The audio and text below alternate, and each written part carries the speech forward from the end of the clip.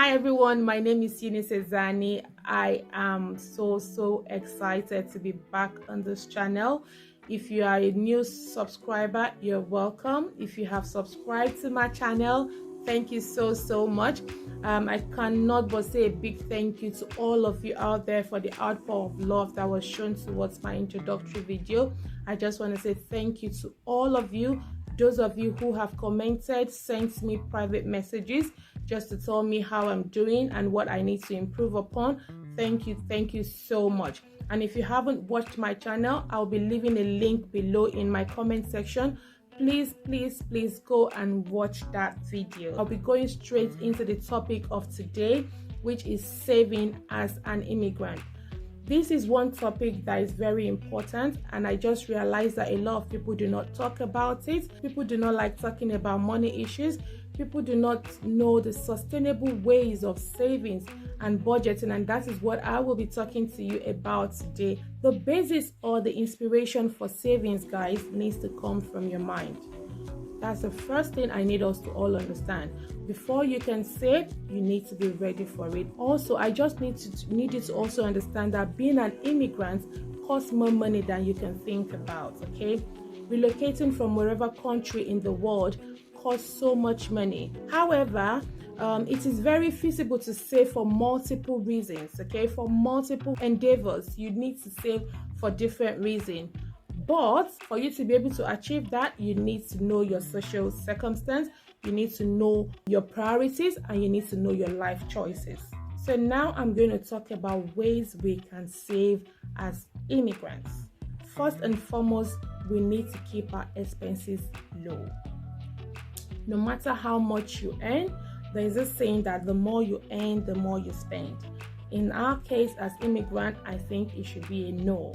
Because if you think you earn, maybe say for instance, you earn about $2,000 or £2,000, and you decide, okay, because I earn this amount, I want to get about £1,500 house, then you will probably struggle with saving. So for you to be able to save effectively as an immigrant, I would like you to keep your expenses low. And how do you intend to keep your expenses low? We have three main things that takes our money as immigrants. The first thing is accommodation. Second of all is food. And third of all is clothing and medicals if you're not in the UK. So for accommodation, I would normally advise, if you're a single person, please, if you live in UK, try and get a shared accommodation. If you live in a shared accommodation, it saves you a lot of money. Also, if you're a married couple without kids, please try and get yourself a shared accommodation. There are so many landlords out there or landladies who are willing to rent out accommodations for singles or for married couples without children. And what the shared accommodation does is it helps you reduce the amount of money you spend on a daily basis on bills. So most of this shared accommodation comes with bills inclusive. So doing that, you tend to save more money than you would imagine. I would also advise that you look for areas that are cheap and affordable to live. So if you're going to live in the heart of cities, obviously you know they are very expensive. And if you want to live close to probably where you work, those areas can be very expensive. The amount of time you use to walk back and forth wherever you work in England, or for example, a lot of people tend to walk a lot, and it's a mode of exercise. I'm not saying it's fantastic in winter, but hey, people have done it in the past and they've survived. So if you're trying to save money, you need to live outside of these big cities where you're going to spend more money. It's best for you to live in an outskirts, or you live outside, not very close to the town centers where you live. So that's that about accommodation. Talking about food as well, we need to learn to buy in bulk. If you're a single person, you need to have a budget plan for how much you need to spend on a daily basis. I would think that those of us who are Africans or Asians, our food can be very expensive. So buying in bulk alone will help us save so much money. You need to have a plan on how much you spend every month regarding feeding as well, okay? We try to eat out less. I'm not saying we shouldn't eat out, but it should be something you do maybe once in a while and not very often if you intend to save. I'm not exempted in any of this. Like I said, I'm also part of this because I'm going to grow as well in 2022, and I'm going to do it communally, so we all grow together. That is the essence of this channel. The next thing is, if you're keeping your bills, you keep your bills as low as possible if you have bills to pay. So how do you keep your bills low? You need to learn to shop around. So you have so many websites on Google where you can shop from. So if you have electricity bills, you need to always shop around every year. You do not just stick to one provider. Yeah, for instance, if you use British Gas this year, it's ideal or it's best for you to shop around maybe next year once your contract is over and see the ones in the market that have the cheaper amounts. And the next thing I would also advise is saving at least 40% of your earning. Some of you will be like, what do you mean, Eunice? I don't even have up to that to keep. Yes, it's very possible to save at least 40% of our earning. You do not necessarily need to save the raw cash. Some of you are not in any of this pension scheme. If you work anywhere, maybe if you work in the NHS, you need to be in a pension scheme. And if you work within the NHS and you are in the NHS pension, sometimes the organization adds to whatever contribution you're making, and that automatically adds up to your savings.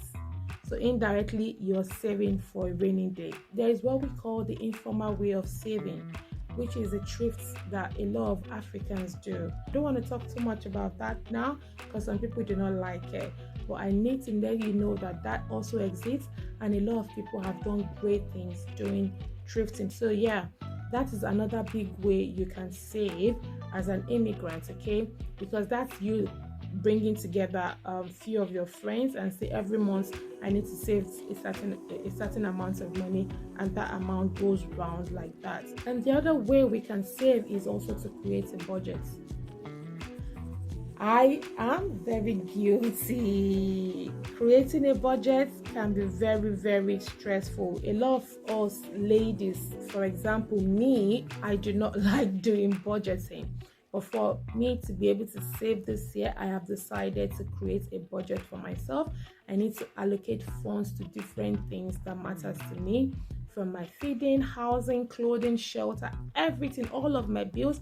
I need to be able to create a budget. That is the third way we can save, so that you know where every penny goes into. If your money goes into fuel, for example, you know how much fuel you spend in a month, and that helps you manage your finances in future. The next thing I need to talk about is save on ISA. So if you're trying to go onto the housing ladder, you need to start saving on your ISA account from today. Saving on the ISA account is a very, very good way to save money. So if you've not got a house, or if you want to get another property, you can save on ISA account. What that does is, if you're a first-time buyer and you save on an ISA account, the government tends to add some more money for you when it's time for you to take the money out, and that helps you as well get onto the housing ladder. Saving on the ISA account has no minimum amounts, but they have a maximum amount you can save. So you can save as low as £100 every month, and before you know it, you'll be having like maybe 1,200 in a year. So if you intend to buy a house in the next 2 years or in the next 1 year, and you have something kept aside for your housing projects, it helps as well. So saving on an ISA account, any bank have facility for you to save on ISA. So the fifth on my saving list is knowing where you stand. If everybody is going on holiday and you think it's not time for you to go on holiday, please do not go on holiday. Don't be pressurized into doing things that will not benefit you. So know where you stand, know your background, know where you're coming from, know the circumstances surrounding you, and then it will help you save. Don't say because you're saving you're going to starve yourself. No. Don't say because you're saving you're going to look haggard or haggard. No. If you're saving, you still need to know where you stand. That brings me back to what I said at the beginning, that when you're saving, it needs to come from the mind.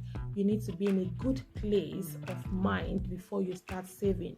You need to understand your social circumstances before you start saving. So the sixth on the list of saving is set a realistic goal. So in 2022, you need to have a goal to say to yourself, in the next 6 months, X is what I want to do. In the next 12 months, this is what I want to achieve. So if you set a realistic goal for yourself, it helps you save as well. So for example, I've got friends who wants to buy a house before December 2022. From January, they have started making plans towards that, and that automatically helps you save. So if you would normally buy, for instance, grocery for £50 before, you can reduce it, or you look for alternative ways to buy those things. Some of you do not know that there are other shops out there where you can buy food in bulk, such as we have what we call the company shop. The company shop is a place where you buy things at very, very affordable prices. So you go to those areas and buy food for yourself. Something that would, if your grocery would normally cost you £100 in places like Aldi or Tesco, if you go to a place like Company Shop, you will spend about £50 shopping around there. So if you have a realistic goal, it tends to make you plan your budget properly, and it tends to make you reduce or streamline the amount of money you spend or allocate to different needs. And the final one that I'll be talking about in terms of saving is starting up a side hustle. Ladies and gentlemen, start up a side hustle. The salary thing might not be enough for everybody. A lot of you will be wondering, oh Eunice, I don't know how to do buying and selling. Oh Eunice, I don't know how to, but there's something I know you know how to do. And something that you're very good at. I've tried so many side hustles before, and I know the ones I'm better at now. If you know how to make hair, why not just post it on your social media handle? If you know how to sew clothes, why not do that? If you know how to shop for people, yes, you can do that in England. If you know how to decorate, why not go in for that? If you know how to dry clean, that is one place that people do not know about. But like I say, if anybody ever tries it around where I live, I'm not going to say where I live, but if you try it around where I live, dry cleaning is one big business around us that we are not looking into. So dry cleaning business is a very great business around, and a lot of people are looking for dry cleaners left, right and center. Domestic, even cleaning services. If you need somebody to clean your house, we do not have any of those people. We don't have a lot of them out there. So why not start a side hustle? As long as you do anything that pays your bill, I don't think there's anything wrong in that. So if you try to do a side hustle, it will help you save more money, because you don't want to be reliant solely on your 9 to 5 or your 12 to 12 or your 7 to 7 job, because it's never enough. So please, the final of my topic today is you starting a side hustle, okay? Let me know in the comment section what other ways we can save money in 2022, and I'll be happy to share all of your comments with my viewers, okay? So if you have not at this time liked my channel, subscribe to my channel, or click on the like button. Please do so. What are you waiting for? It's not going to cost you anything. Just please subscribe to my channel. Give me a thumbs up if you like what I'm doing, and please, I'll come your way next time, and I'll be bringing you more interesting content, okay? Like I promised, 2022 is our year of growth, and nothing is stopping us. Stay tuned.